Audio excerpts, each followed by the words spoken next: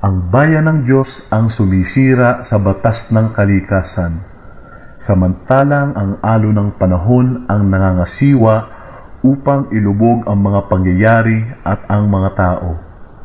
May mga nilalang na may tanda mula sa Diyos na namuhay, gumawa ng kabutihan at naghahasik ng pag-ibig. Pag-ibig na nadaragdagan at patuloy na nag-aalab sa paglipas ng panahon. Ang mga nilalang na ito ay lumitaw at pumukaw sa ating kabatiran bilang tunay na mga dakilang tao sa kasaysayan.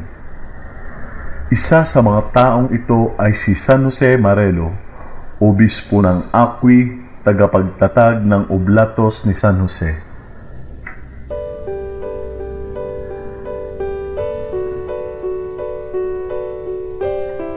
Si Jose Marelo ay ipinanganak sa Torino noong ika-26 ng Disyembre 1844, nina Vincenzo Marelo at Ana Maria Viale.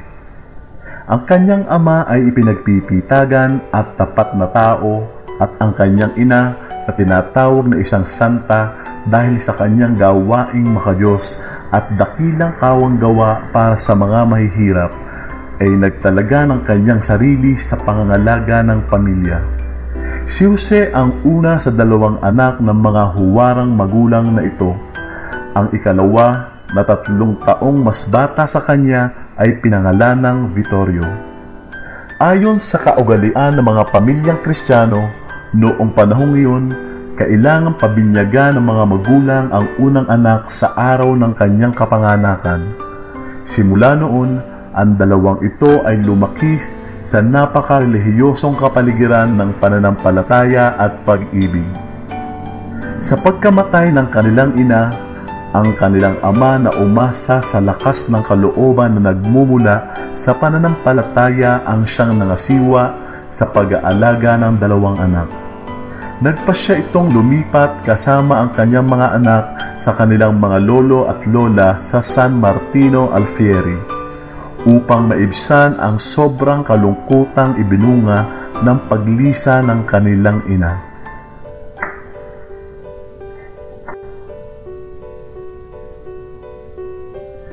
Sa San Martino Alfieri, ang bawat isa ay nakakakilala kay Jose. Siya ay matalino at masiglang binatilyo. Napatanyag niya ang kanyang sarili sa kanyang kakayanan sa pag-aaral at natatanging kasipagan.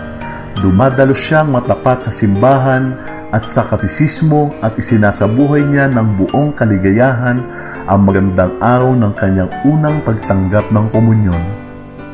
Dahil sa likas na magandang pag-uugali at kapuri-puring marka sa paaralan, ipinasya ng kanyang amang si Vincenzo na bigyan siya ng pabuya sa pamamagitan ng pagdadala sa kanya sa paglalakbay patungong Savona.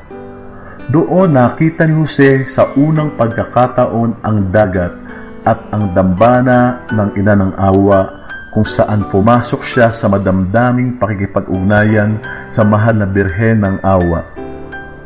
Noong araw na iyon, gumawa si Jose ng isang napakahalagang pasya at nagsabi na papasok siya sa seminaryo ng Asti.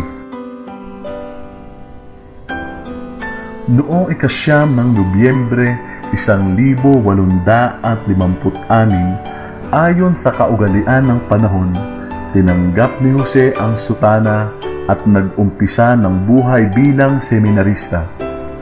Daman niya ang kagaanan ng kalooban sa pakikisama sa mga batang kasing gulang niya na may pagkakatulad sa kanyang isipan. Kinikilala siya ng mga guro na huwaran. Hinahangaan siya ng kanyang mga kasamahan dahil siya ay mabait, mabuti, laging masaya at mapagkawang-gawa kahit kanino. Muling lumitaw sa kanyang kabatiran ang isang pangamba. Iyon ang mga taon ng napakaselang kasaysayan ng Italia, ang panahon ng mga makabagong paniniwala at teknikong pag-unlad, ang sigla ng mga samahang kultural, sosyal at pampolitika ay nakatuon sa pagbabagong muli ng Italia at muling pagsilang ng kamalayang pambansa. Ang buhay seminaryo ay nagpatuloy. Bagaman sa ibang pamamaraan, mayroong takda ang pagpasok sa paaralan at may oras ang panalangin. Minamarkahan ang mga seminarista sa kanilang gawaing pampaaralan at gayon din ang kanilang pag-uugali at espiritualidad. Ang matahimik na kapayapaan at gunita sa seminaryo ay naglaho at ang pagkagambala ay nadagdagan. Sa binatang katulad ni Jose, ito ang nagmulat sa kanya sa bagong pananaw na sa isang banda ay nagpaalog sa katiyakan ng bukasyon. Sa panahong ito ng kawalang katiyakan, narating ni Jose ang isang pasyang lisanin ang seminaryo. Nagtungo siya sa Torino upang mag-aral, subalit sa kalooban ay hindi siya masaya. Hindi niya dama ang katahimikan sa daigdig. Nananalangin si Jose at nagtanong. Hiningi niya sa mahal na Birhen ng Aliw na paliwanagan at bigyan siya ng katatagan upang gumawa ng tiyak na pagpapasya. Hindi nagtagal at ang kasagutan ay dumating sa hindi inaasahang pangyayari. Noong Disyembre 1863, siya ay nagkasakit ng typhoid fever at lumubha ang kanyang kalagayan. Kasama niyang nagdasal sa mahal na Birhen ang kanyang ama at mga kamag-anak upang pagkalooban ng biyaya ng paggaling. Nakarinig si Jose ng tila boses sa kanyang kalooban na nagsasabi, "Kung babalik ka sa seminaryo, ikaw ay gagaling." Sumang-ayon ng buong puso ang kanyang ama. Makalipas ang ilang araw, si Jose ay ganap ng magaling. Sa pagbabalik sa seminaryo, ipinasya ni Jose na baguhin ang sarili, maglilingkod siya sa Diyos at maghahanda sa paglilingkod sa kapwa ng may kabanalan at buong kakayahan sa lahat ng pagkakataon. Habang papalapit siya sa kanyang mithiin, lalo siyang nakikipaglaban upang maging katulad ni Kristo, pari at pastor. Kaya ang huling taon niya sa seminaryo ay kinakitaan ng lalo pang malaking pag-unlad sa lahat ng katangian, lalo na sa panalangin. Noong 19 ng Setyembre 1868, ang pangarap na kanyang binuhay sa loob ng maraming taon at kanyang mahigpit na ipinaglaban ay naging katotohanan. Siya ay itinalagang pari para sa serbisyo sa Diyos at sa simbahan. Ang una niyang misa ay inilaan para sa kanyang bayan. Ang San Martino Alfieri ay gumawa ng buhay at masayang pagdiriwang ng okasyon na tulad ng ginagawa sa malalaking pagdiriwang. Sa piling ni Monsignor Savio, si Padre Jose ay namuhay ng bago at nakapag-ipon ng mahahalagang mga karanasan. Siya ay pinalusog ng patuloy, buhay at taus-pusong pananalangin. Ang kanyang lihim ay maging pambihira sa mga bagay na bihira. Ang pinakamalaking karanasan niya ay ang kanyang pakikiisa kasama ng kanyang obispo sa unang Konselyo Vatikano. Ginusto na niya noon na mabisita ang Eternal City, ang duyan ng simbahan at tirahan ng Papa. Ang kanyang pagmamahal sa Papa ay matunog sa kaalaman ng bawat isa. Kaya naman isang malaking kagalakan niyang tinanggap ang paanyaya ni Monsignor Savio na siya ay kanyang samahan. Lumisan sila patungong Roma noong 21 ng Nobyembre 1869 at noong 8 ng Disyembre sa harapan ng 700 ng mga obispo mula sa lahat ng panig ng mundo, sila ay parehong humarap sa matahimik na seremonya kung saan ay opisyal na binuksan ni Pio Ikasyam ang konselyo. Sa pagtatapos ng buwan ng Hulyo 1870, Pagkatapos ng 8 buwan sa Roma, si Padre Jose ay nagbalik sa Asti. Dala niya sa kanyang sarili ang bagong kayamanan. Pinalawak nito ang kanyang pag-iisip at nagbigay sa kanya ng pusong higit na Katoliko, higit na Apostoliko at higit na Romano. Hindi natin dapat isipin na ang buhay ni Padre Jose ay walang kahirapan o mga pagsubok. Gayunpaman, natanggap niya itong lahat ng may kagandahang loob bilang mga baitang sa hagdanan upang marating ang tugatog ng kabanalan na kanyang inihanda para sa kanyang sarili. Ang matatag na kahulugan ng kabanalan at ang pagkakamit nito ang laging sumasagi sa isipan ni Padre Jose. Ito ang dahilan kung bakit nag-isip siya ng paraan upang mabigyan ng katuparan ang mithiin ng mga taong nagnanais na maisabuhay ang tunay na kabanalan. Malimit siyang magnilay sa parirala sa Ebanghelyo.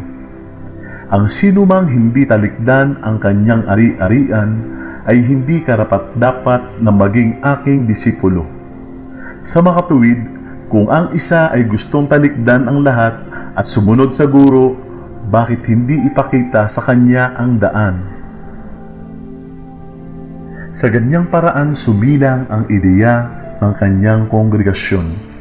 Ito ay sumilang sa patnubay ng tanda ng malaking pagpapakumbaba ng kanyang ulirang halimbawa. Sa pamamatnubay ni Poong San Jose, ang santo ng kababaang loob.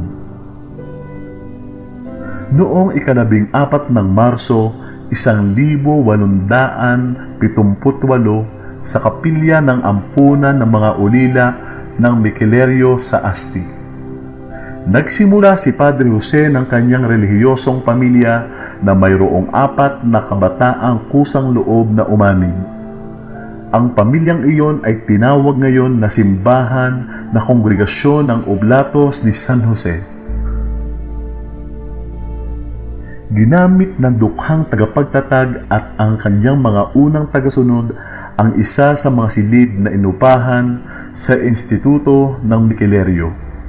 Ang tanging yaman ng unang 4 na oblatos ay matinding espiritualidad na nagmula sa puso ng tagapagtatag.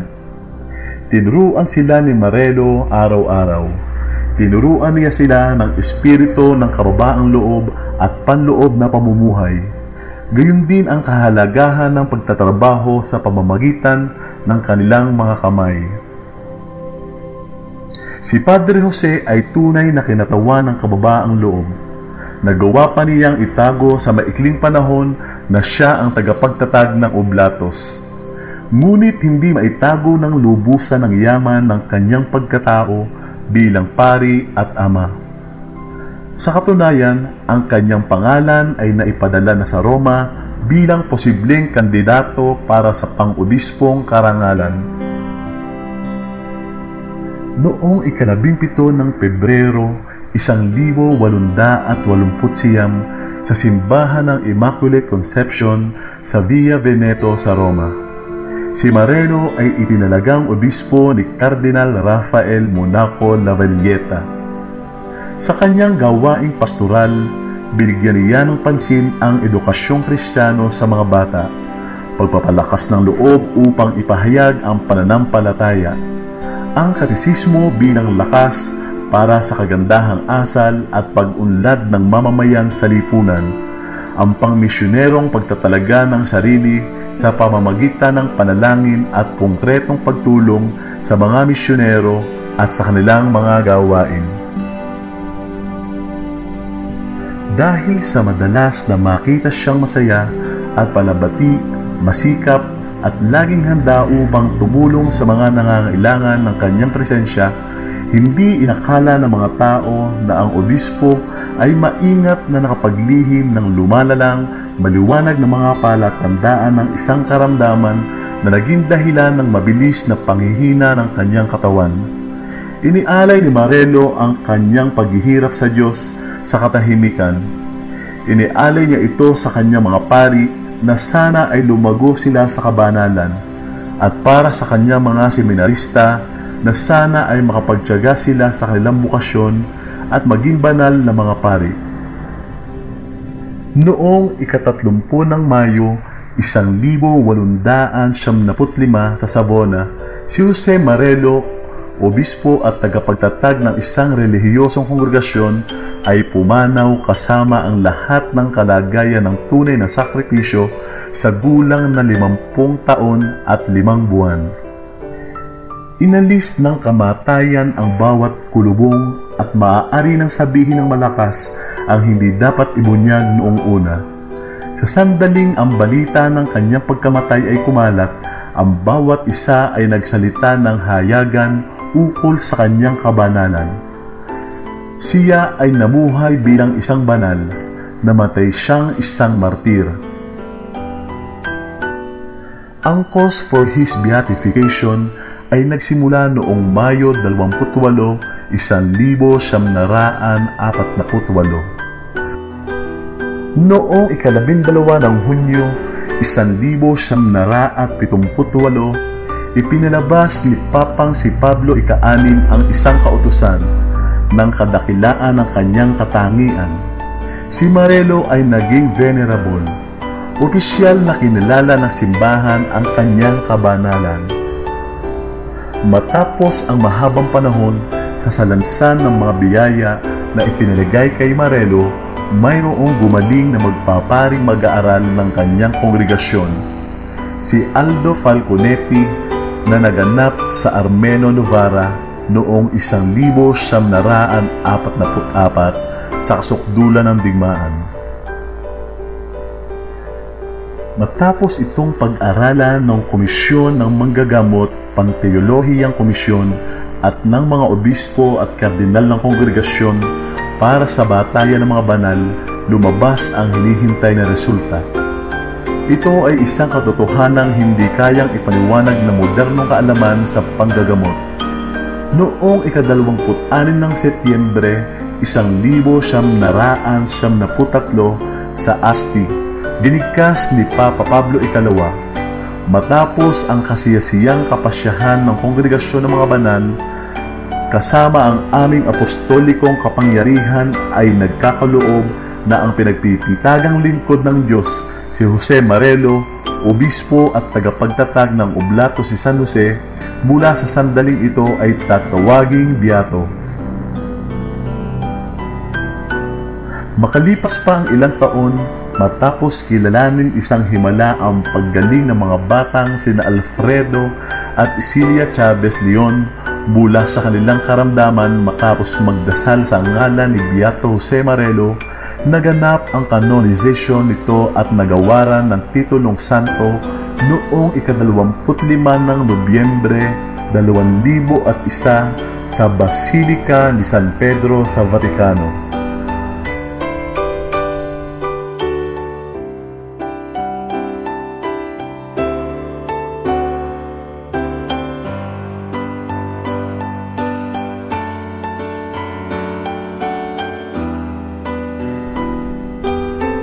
Ang bawat isa ay likas na nagsusumikap upang ipamana ang kanyang sariling pangalan sa ibang tao o sa isang bagay, ngunit ang mga banal lamang ang tunay na nagtagumpay. Sila ay pumanaw subalit hindi sila naglaho. Ang Ama ay nabubuhay sa kanyang mga anak. Si San Jose Marelo ay nabubuhay lalo na sa kanyang mga oblatos. Nag-iwan siya ng namumukadkad na alaala na siyang pinakatotoong pananda ng kanyang walang maliw na buhay. Buhay ng panalangin, buhay ng buong pusong pagdamay, buhay ng walang kamatayang pananampalataya, pag-asa at pag-ibig.